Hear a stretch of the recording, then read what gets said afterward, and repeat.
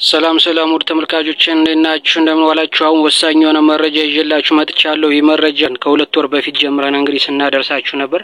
ይህ መረጃ ከአረጋ ከበደ ወደ ሰቆጣ የሄደበት ወደ ራያ የሄደበት ወደ ቲሊሊ የሄደበት ወደ ሰሜን ጎንደር የሄደበት መረጃ ወጣና እንግዲህ ይህ መረጃ እሱ የሄደበት ምክንያት የአማራን ክልል ሲረብሹ የነበሩት የክልልነት ጥያቄ በህዋት ተደራጅተው ሲጠይቁ የነበሩት እንደገና ጥያቄውን እንዲያነሱና የክልልነት ጥያቄ እንደሚፈቀድላቸው ለመጎትጎት ለማነሳሳት እንዲሁም ደግሞ በእነሱ ያሏቸውን ወጣቶች ብርሸለቆ ባድማ ብተና ስም በመከላከያ ስም ክፍት መሆኑን ያበሰሯቸው ነው።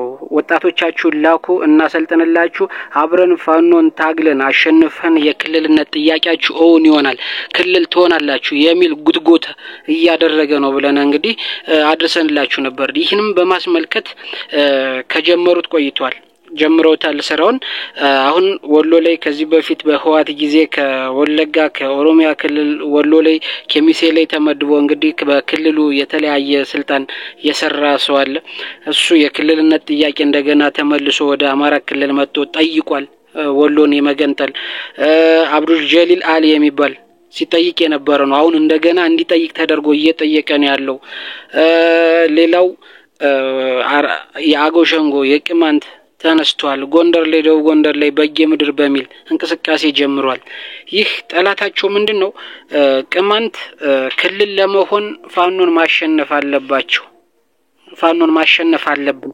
ፋኖን ካሸነፍነ በኋላ ወልቃይት ላይ ያለውን እነ ኮሎኔል ደመቀን ደምስሰን ለክልል ትሆናላችሁ የሚል ጥያቄ ነው ያቀረቡላችሁ። ስለዚህ ራያ ላይም በተመሳሳይ ጌታቸው ረዳ ከትግራይ በለጠ ሞላ ከአብን ሆነው የክልልነት ጥያቄ እየጠየቁ ነው ያሉት። በእነዚህ መሪዎች ናቸው እና አብዱል ጀሊል ሌሎችም አሉ። እንግዲህ ጎጃም ላይ ከመተከል አማራ ክልል እነ ጃዊን ቻግኒን ወደ መተከል ወደ ቤንሻንጉል ክልል ከልለው ወያቂን እንትን ለማለት ማለት ነው አዊዞን ብለው አዊዞንን ጨምረው አገው ሸንጎ በሚመስል ደረጃ ነገር ግን መጀመሪያ ወደ ቤንሻንጉል ለመጠቅለል እየሰሩ ነው። ሰቆጣ አካባቢ አገው ሸንጎ እንዲነሳ እየሰሩ ነው። ይህ ሁሉ ወጣቶችን አባሎቻቸውን እንዲልኩና አሰልጥኖ እንደሚመልስላቸው መንግስት ነግሯቸዋል። በመንግስት በጀት በአማራ በክልሉ በጀት። ስለዚህ ይህ ሁሉ የሚሰራው ለምንድን ነው ስትሉ የአማራ ክልል ደህንነቶች ሰርገው ለመግባት በጣም አመች መሆኑ ነው። አማራ ክልል ደህንነቶች እንዴት ሰርገው ይገባሉ ከተባለ በተለያየ መልኩ ማለት ነው። አንደኛ አማርኛ አቀላጥፈው እንዲናገሩ የሚናገሩት በመመልመል በትምህርት ደረጃ ገፋ ያሉትን በአካባቢው ተደማጭነት እንዲኖራቸው በማድረግ ለምሳሌ ፕሮፌሰር ዶክተር የመሳሰሉትን ሰዎች በባትሪ ፈልጉ አግኝቶ እነሱን በብር ገዝቶ እንዲጠይቁ በማድረግ ሁኔታ ምክንያቱም ለዶክተር ለፕሮፌሰር ለየትኛው ለማረግ የሚሰጠው ክብር አማራ ላይ ስለሚታወቅ በገጠርም አካባቢ እንዳሆኑ ሳይወርድ ማለት። ስለዚህ በዚህ ደረጃ ስለ አማራን አንቆለጳጵሶ ስለተናገረ የአማራን ከፍ ስላደረገ በንግግር ብቻ በዚህ ደህንነቶች ሰርገው እንዲገቡ እየተደረገ ነው። ስለዚህ መጠንቀቅ አለባችሁ ለመረጃ ስናደርስ ነበር። ስለዚህ አሁንም በዚህ መንገድ ነው እየሰሩት ያሉት። የክልልነቱን ጥያቄ በአራት በአምስት አቅጣጫ ጀምሮታል አማራ ክልል። ቅማንት እንደገና ተነስቷል፣ ራያዩማ ተነስቷል፣ የወሎ ተነስቷል፣ የአገው ሸንጎ ተነስቷል፣ ሌላው በጌምድር ሚል ተነስቷል። ጎጃም ላይ ሚል አክቲቪስቶችና ጎጃም ላይ ባለው የአማራ ጠላት ስኳር እየተነሳ ነው። ጎጃም ክልል መሆን አለበት። ጎንደር ላይ እየተነሳ ነው ደቡብ ጎንደር ላይ ባለው ስኳር። ስለዚህ ከየት ነው የሚመነጨው ስትሉ ፋኖስ ሰርገው ይገባሉ። በኢሊት ስም አማራን ወክለው ያሉ ስለ አማራ የሚናገሩ ለአማራ ሐሳብ ይመስለው አሉ። ሌላው ይህንን እንዴት እናስቀራለን ስንል የአማራ ብሔርተኝነት ማደግ አለበት። የአማራ ብሔርተኝነት ሚዲያው ኢኮኖሚው ሁሉም አማራ ለአማራ ትግል የሆነው ሁሉ በአማራ መመራት አለበት፣ በአማራ መያዝ አለበት። ይሉንታ አያስፈልግም። ይህ ነገር በጣም ትኩረት ተሰጥቶት መሰራት አለበት። ይህ ሁሉ ካልተስተካከለ የአማራ ችግር መቼም አይስተካከልም፣ እየባሰ ነው የሚሄድ። ስለዚህ ይህ የክልል ጥያቄ የወሎ ላይ አሁን በጣም የሚፈለግ ቦታ እስከሆነ ድረስ እንዲነሳ ተደርጎ በጣም ከፍተኛ ሚዲያ ተሰጥቶት እየሰሩበት ነው። በሚዲያ እስከ በኢቢኤስ እስከ መምጣት ድረስ መጥቷል። ከፌስቡክ እና ከቴሌግራማቸው ወጥተው በሚዲያ በራሳቸው ከዩቲዩብ ወጥተው በብልጽግና አክቲቪስቶች ቫይራል እንዲወጣላቸው እየተደረገ ነው በዩቲዩብ።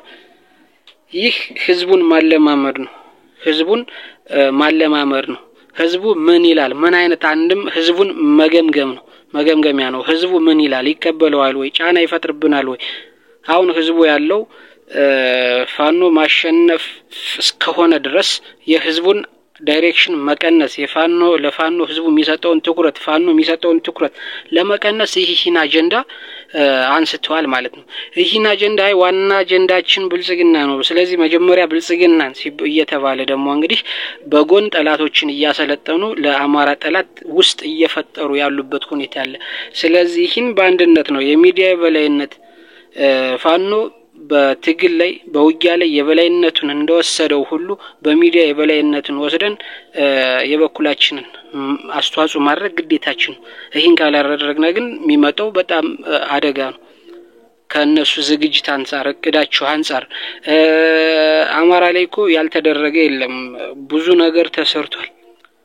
በትምህርት፣ በኢኮኖሚ፣ በፖለቲካ፣ በማህበራዊ መስተጋብር በጣም ብዙ ነገር ተሰርቷል።